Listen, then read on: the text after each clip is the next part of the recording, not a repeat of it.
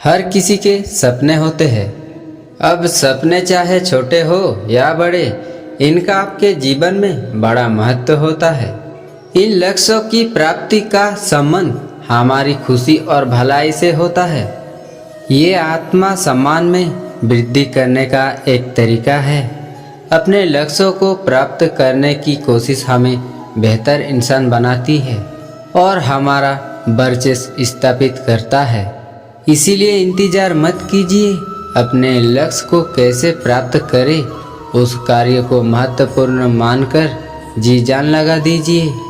फिर चाहे आपका लक्ष्य करोड़ों में पैसा कमाना हो, या एक छोटी सी शुरुआत करना हो, या एक कलाकार बनना हो, या एक विश्व स्तरीय खिलाड़ी एथलीट बनना हो, आज से ही अपने लक्ष्य प्राप्ति की कोशिश में जुट जाए। गीता के अध्ययन से होती है लक्ष्य प्राप्ति, क्योंकि उसका उद्देश्य अनंत है जिसे कोई नहीं समझ सकता। हम उसे अपने धर्म ग्रंथ तो मानते हैं, लेकिन इस बात से अनभिज्ञ है कि गीता ही ज्ञान की ज्योति है। क्योंकि खुद भगवान श्री कृष्ण ने गीता के आखिरी अध्याय के आखिरी श्लोक में कहा है, यत् योगेश्वर कृष्ण यत् पर्थ धनुधर तत्श्री विजय भूते ध्रुव नीतिम तिर्मम। अर्थात श्री कृष्ण ने खुद उजागर किया है कि जहाँ लग्न और धैर्य है वहाँ जीत निश्चित है। अपने कर्तव्यों के प्रति अटूट रहना सीखो। दुनिया में ऐसा कोई चीज नहीं है, ऐसा कोई काम नहीं है और ऐसा कोई लक्ष्य नहीं है जिसे व्यक्ति हासिल नहीं कर सकता। लेकिन दुर्भाग्य यह है कि ना तो व्यक्ति इंतजार कर सकता है और ना ही मेहनत कर सकता है। वो चाहता है कि बिना मेहनत के ही सब कुछ हासिल हो जाए, लेकिन ये नामुमकिन है। गीता में ही श्री कृष्ण ने कहा है कि कर्मण्ये बाधिका रास्ते माँ फुलेषु कदाचन माँ कर्म फल हेतुर्भुर्माते संगो सुकर्मणि। अर्थात मनुष्य का कर्म करने में ही अधिकार है, उसके फलों में कभी नहीं। जिसने फल की कामना से कर्म किया हो वो कभी कामयाब नहीं हुआ, वो कभी लक्ष्य की प्राप्ति नहीं कर सकता। इसीलिए कर्मों के फल लालसा नहीं पालनी चाहिए, वो तो स्वतः ही प्राप्त हो जाएगा। लक्ष्य है तो धन स्वतः ही आएगा। कभी गौर करना कि धन की देवी लक्ष्मी का वाहन उल्लू क्यों है, जिसे हमारे समाज में अपशगुन व बेवकूफ माना जाता है, लेकिन इसका बहुत बड़ा महत्व है। हर इंसान पैसा कमाना चाहता है, चाहे उसका माध्यम कैसा भी हो, लेकिन जब तक हमने मुसीबतों से लड़ना नहीं सीखा तब तक कुछ हासिल नहीं हो सकता। माता लक्ष्मी ने उल्लू यानी बुराई, कमजोरी, आलस्य, शत्रु को अपने नीचे दबोचा है। यानी जो व्यक्ति इन चारों दुश्मनों को अपने नीचे दबोच देता है वो लक्ष्य प्राप्त कर लेता है और धन का आगमन हो जाता है।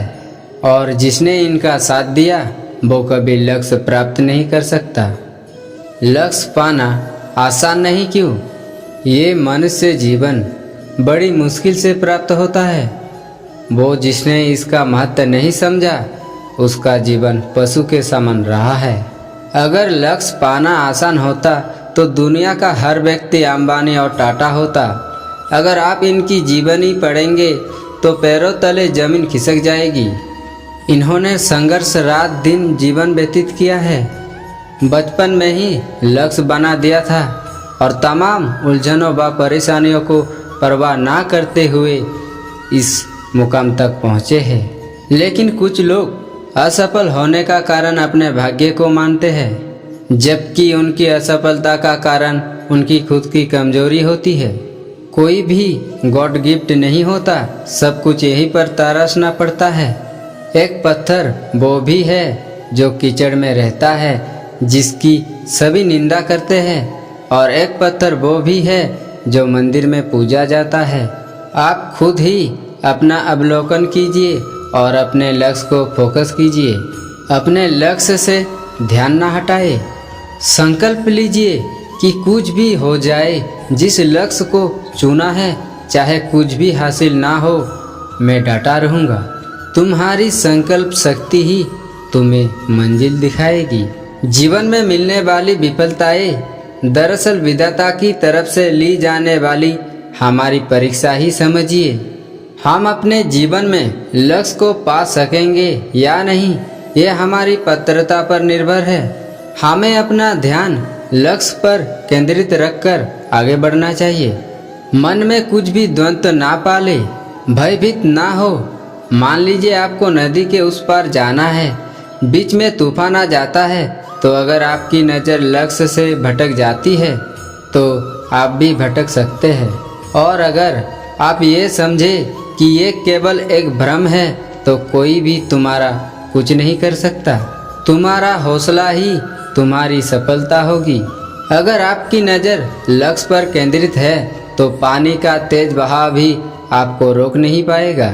संभावनाओं को ना नकारें, जीवन में संभावनाओं से भरा है। आपको जीवन में संभावनाओं को कभी भी नहीं नकारना चाहिए। हो सकता है कल तक आपको जिस काम को करने में दिक्कत आती थी, आज वो उतना मुश्किल ना लगे, आप उसे आसानी से कर सको। ऐसा भी हो सकता है कि जिस मुसीबत या उम्मीद की आपने कल्पना भी नहीं की होगी, वो भी प्राप्त हो जाए। तो वो अपना भाग्य समझे और लक्ष्य को ही टारगेट करे। लक्ष्य पाना है तो अपनी इच्छाओं को पहचानिए। ये तो सभी को पता होता है कि नकारात्मक हमारे आंतरिक ऊर्जा को भी कमज़ोर कर देता है, तो फिर नकारात्मक भाव आने ही क्यों देते हो।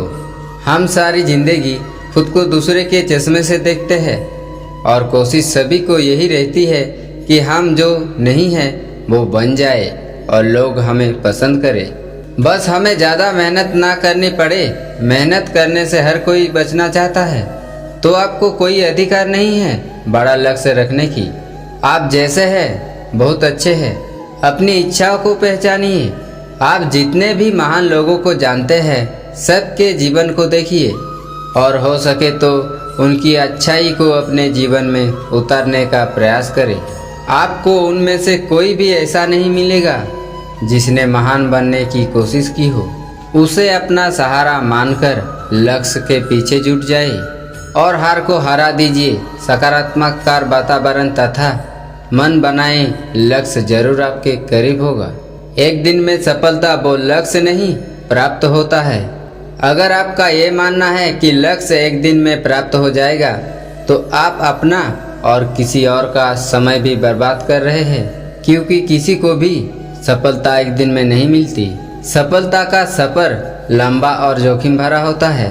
जो इन जोखिमों से बिना घबराए आगे बढ़ता रहता है, सफलता उससे दूर नहीं रहती।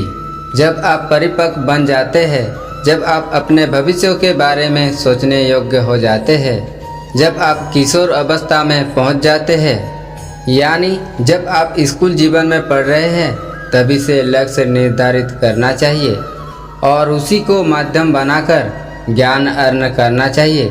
तभी आप बड़े मुकाम तक पहुंच सकते हो।